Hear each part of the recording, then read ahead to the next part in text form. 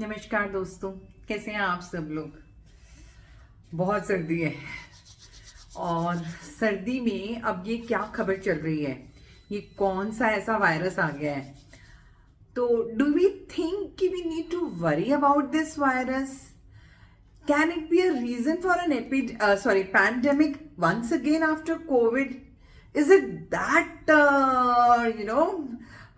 crucial a state? तो मैं आप लोगों को एक थोड़ा सा समझा के जानना चाहती हूँ कि ये जो HMP वायरस है, this is not something new, ये कुछ नया नहीं है। 2001 में सबसे पहले ये पाया गया, तो ग्लोबली ये पूरा घूम चुका है। यानी कि आप और हम हो सकता है इससे पहले से इसका संक्रमण हमको हो चुका है। तो पहली बात है, क्योंकि ये ग्लोबली वायरस एक्टिव पहले से रहा है और 20-25 साल से ये वायरस की जानकारी हमको है, तो kind of we have already developed a herd immunity. एक इम्यूनिटी हमारी पहले से डेवलप हो चुकी है। तो हमको ये सोचना कि this can be one of the reason for a pandemic like Covid doesn't seem, ऐसा लगता नहीं है कि ये कोविड की तरह ऐसे कोई पैंडेमिक क्रिएट कर सकता है। ऐसा बिल्कुल भी अभी एज ऑफ नाउ नहीं लग रहा।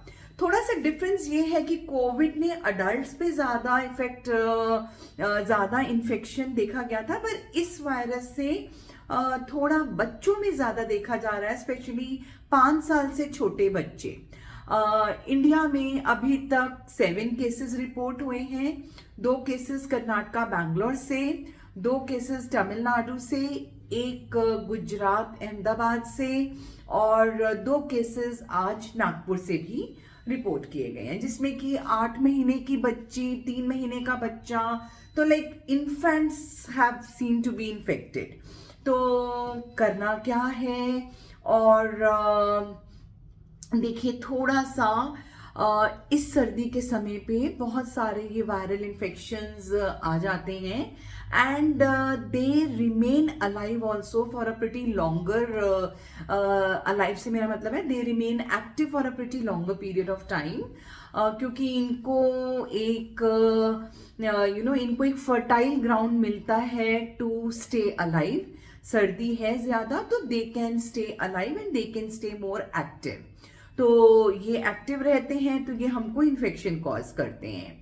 तो हमको क्या करना है कि सबसे पहली और बहुत इंपॉर्टेंट चीज है कि अपनी इम्यूनिटी को बहुत अच्छा रखना है। अब इम्यूनिटी कोई ऐसी चीज तो है नहीं जो रातों रात बिल्डअप होगी। अगर आप शुरू से ही ठीक खाते हैं, ठीक पीते हैं, फिजिकल एक्सरसाइज करते हैं, लाइफस्टाइल आपका अच्छा है, तो कोई भी चीज आपको तंग नहीं कर सकती। तो अगर आपकी इम्यूनिटी अच्छी है तो आपको ज्यादा परेशानी नहीं आएगी। एंड ट्राई कि आप घर का बना हुआ खाना खाएं, जिस खाने में it should be good nutritious food, घर का बना हुआ, और उसके साथ चाहे तो कुछ एंटीऑक्सीडेंट का सेवन एज सप्लीमेंट्स भी कर सकते हैं। और अपना किसी ना किसी तरीके की एक्सरसाइज, फिजिकल एक्सरसाइज आपको करनी बहुत लाजमी है। अगर बाहर जाना इन दिनों में कंफर्टेबल नहीं है तो घर में ही रह के आप योग भी कर सकते हैं। That is a very very good exercise. तो वो आपकी माइंड और बॉडी दोनों पर काम करती है।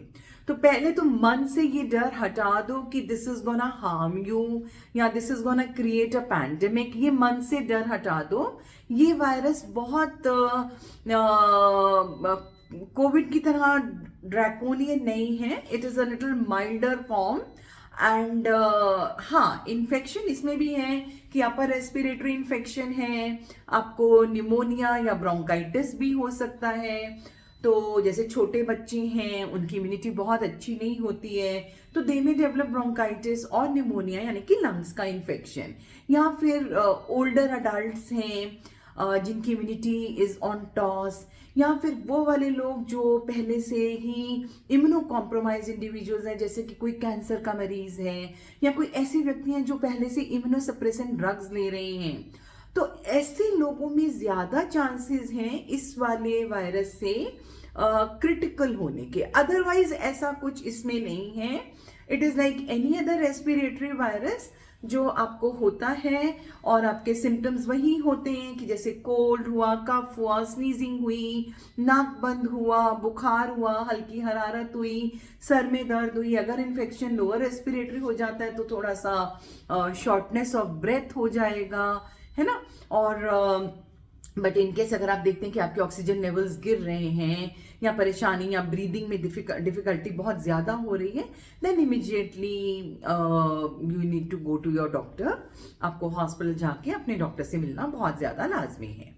तो ध्यान उन्हीं लोगों का करना है, छोटे बच्चों का, बड़े बुजुर्गों का, और जो इम्यूनो कॉम्प्रोमाइज लोग हैं।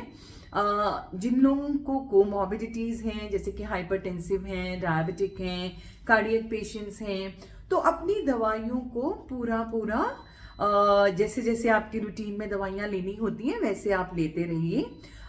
Try keeping your numbers in a very normal limit. BP अपना कंट्रोल रखिए, शुगर अपनी कंट्रोल रखिए, लिपिड प्रोफाइल अपना सही से बना के रखिए। मतलब वही बातें वही हैं, सिर्फ एक छोटा सा मैसेज जो देने आई हूँ, दैट इज ओनली कि you need not worry much about it. ठीक है, 7 केसेस जरूर आए हैं, और ज्यादा डर पता क्या है कि वायरल इन्फेक्शन है, फिर से चाइना से आ रहा है, तो एक मन में ना एक डर सा आ जाता है कि कहीं ये फिर से वैसा तो नहीं है। तो ऐसा लग नहीं रहा है, और ऐसा भी कुछ नहीं हुआ कि भाई अगर ऐसा ये वायरल इन्फेक्शन है या कुछ इन्फ्लुएंजा या severe acute respiratory infective virus या कोई और जो वायरल इन्फेक्शन चलते हैं रेस्पिरेटरी वाले, वो भी कुछ बहुत हाइट पे हुए हो। ऐसा भी कुछ नहीं है कि केसेस बहुत ज़्यादा ऐसे आ रहे हैं, ऐसा नहीं हो रहा। बाकी स्टेट गवर्नमेंट्स ने बहुत एडवाइजरीज जारी कर दी हैं to keep their states, to keep their places perfectly fine. Delhi government के भी ऐसे एडवाइजरी जारी हो गई है। हॉस्पिटल में isolation beds, ICU beds, oxygen procurement, paracetamol, खांसी की दवाई और इस तरीके की चीज़ों के बारे में देखा जा रहा है कि आपको आइसोलेशन बेड्स भी मिलें या कुछ भी हो अगर in case something goes wrong. उसके अलावा जिन लोगों को थोड़ा भी खांसी जुकाम है, बुखार है, खांसी कुछ भी ऐसे गले में परेशानी है, तो ट्राई अवॉइड कीजिए क्राउडेड प्लेसेस में जाने से, सो दैट आप अपने से दूसरे लोगों को इन्फेक्शन ना दे सकें। क्योंकि इन्फेक्शन फिर वही आपकी रेस्पिरेटरी ड्रॉपलेट से है, चाहे आपके नेजल डिस्चार्ज से है, चाहे आपके स्पूटम से है, तो मेजर जो कॉज है इन्फेक्शन का वो तो यही है। तो आप दूसरे लोगों को थोड़ा संभाल के रखिए, अपने घर में भी बड़े बुजुर्गों और बच्चों से थोड़ा सा डिस्टेंस मेंटेन कर लीजिए अगर आपको हुआ है, और बाहर ना जाएं। और इस टाइम पे वैसे भी बड़े बुजुर्ग और छोटे बच्चों को बाहर ले लेकर ज़्यादा ना ही घूमा जाए तो आपके लिए और बच्चों के लिए बहुत अच्छा है। सो दैट जितना ही वो कम क्राउडेड प्लेसेस में जाएंगे उतना ही कम किसी तरीके का इन्फेक्शन उनको लेने के चांसेस होंगे। क्योंकि जो केसेस बैंगलोर में भी देखे गए 8 महीने 3 महीने के जो बच्चों का देखा गया, ऐसी कोई ट्रैवल हिस्ट्री बाहर अब्रॉड की नहीं पाई गई। तो इसका मतलब कहीं ना कहीं हुआ तो उनका यहीं से है इन्फेक्शन। तो किसी अडल्ट के इन्फेक्शन से या किसी कहीं से तो उन बच्चों ने इन्फेक्शन लिया है, तो मे बी या तो उनके पेरेंट्स उनको बाहर लेके गए हैं या जो मर्जी भी है, तो इस तरीके से है। बाकी जैसे आपके टॉयज हैं या आपके डोर नॉब्स हैं, इस तरीके की फोमाइट्स, मतलब अपना कोशिश कीजिए कि घर की साफ सफाई अच्छे से कीजिए, सो दैट कहीं पर भी इन्फेक्शन बैठा और एक्टिव ना रहे, है ना। और अपने हाथ धोइए अच्छे से। आप कुछ भी खाना खाते हैं या कुछ भी है, एटलीस्ट 20 सेकेंड्स अपने हाथ अच्छे से साबुन पानी से धोइए। और अगर आपको थोड़ा इन्फेक्शन है तो मास्क यूज कीजिए। अगर आप क्राउडेड प्लेसेस में जाते हैं तो try using a N95 mask, है ना। और keep your self well hydrated. मेरे को मालूम है कि इन दिनों में पानी पीने का मन नहीं करता, but in what ever way, how ever it may be, try taking lot of liquids. और जो लोग पहले से एस्थमेटिक हैं या जिनको पहले से रेस्पिरेटरी इलनेसेस हैं, उनको थोड़ा ध्यान देने की ज़रूरत है कि उनको अगर हो जाएगा तो रेस्पिरेटरी इलनेस और ज़्यादा बढ़ सकती है। तो आप लोग अपना नेबुलाइजेशन या इनहेलर्स जिनका भी इस्तेमाल करते हैं उनका पूरा रूटीन से अच्छे से इस्तेमाल कीजिए। थोड़ा सा बाहर कम जाइए और जितना रह सकते हैं अपने आप को वार्म रखिए, गर्म चीज़ों का सेवन कीजिए, अपनी इम्यूनिटी पर ज़्यादा अच्छा ध्यान दीजिए, घर के खाने पर ध्यान दीजिए, थोड़ा सा अल्कोहल को भी इस टाइम पर कम कीजिए। एंड अगर जो कोई स्मोक करता है तो बिल्कुल smoking is not to be entertain. Smoking को तो मैं कह ही नहीं सकती कि आप कम कर दीजिए कुछ है, smoking is a big no. तो स्मोकिंग तो नहीं ही करनी है, बट इन केस आप अल्कोहल का सेवन करते हैं तो आप उसको भी कम कीजिए, क्योंकि आपकी ऑब्वियसली इम्यूनिटी गिरती है, आप you become more prone to get infection, you become more prone to get other diseases, और आपके जो बीपी शुगर के नंबर्स हैं वो भी they also go haywire. So try keeping your self perfectly fine in a very very natural way. Natural way में अपने आप को ठीक करने की कोशिश कीजिए। इसकी कोई दवा नहीं बनी, कोई वैक्सीनेशन नहीं बनी, भले ही ये वायरस हम पिछले 20-25 साल से देख रहे हैं, तो लेकिन इसके अगेंस्ट कोई भी वैक्सीन नहीं है, कोई ऐसा कोई प्रोटोकॉल नहीं है कि अगर HMP से आप इन्फेक्टिव हैं तो आपको ये लेना है, ये लेना है। The treatment is all supportive and all symptomatic treatment है। तो बस डरना नहीं है, और डरना नहीं है, ये सब चीज़ें तो चलती रहती हैं। थोड़ा सा सोशल मीडिया का ज़्यादा हाव हल्ला चलता है कि ऐसा हो गया, ऐसा हो गया, ऐसा हो गया।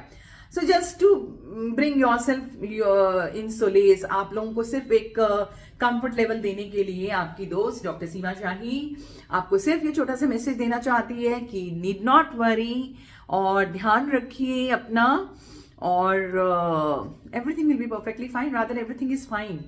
और थोड़ी सी अगर ट्रैवलिंग कम होती है तो I think that will help a lot, that will really really help a lot. और छोटे बच्चों को और बड़े बुजुर्गों को लेकर ज़्यादा बाहर ना जाइए। Bye bye, have a wonderful day ahead, have a wonderful year ahead, and a very very happy new year to all of you. Thank you so much.